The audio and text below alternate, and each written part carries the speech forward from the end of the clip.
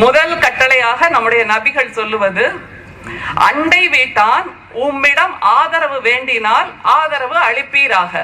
அடுத்த கட்டளை, உதவி கோரினால் உதவி புரிவீராக. மூன்றாவது கட்டளை, கடன் கேட்டால் கொடுப்பீராக. நாலாவது, அவன் நோயுற்றால் அவனிடம் சென்று நலம் விசாரிப்பீராக. அடுத்த கட்டளை, அவன் மரணம் அடைந்தால் அவனது அடக்க நிகழ்வில் கலந்து கொள்வீராக. அடுத்த கட்டளை, அவனுக்கு நன்மை விளைந்தால் வாழ்த்து கூறுவீராக. அடுத்த கட்டளை, எனவே அவனுக்கு துன்பம் நேர்ந்தால் அவனை தேற்றுவீராக. அடுத்த கட்டளை, அவர்களது உத்தரவு இல்லாமல் உங்கள் சுவர்களை உயரமாக எழுப்பி அவர்களுக்கு வரவேண்டிய காற்றை தடுக்காதிருப்பீராக என்று நபிகள் சொல்லுகிறார். அடுத்த கட்டளை, அவனை தொந்தரவு செய்யாதிருப்பீராக. அடுத்த கட்டளை, பழங்கள் வாங்கி வந்தால் அவர்களுக்கும் பங்கு கொடுப்பீராக.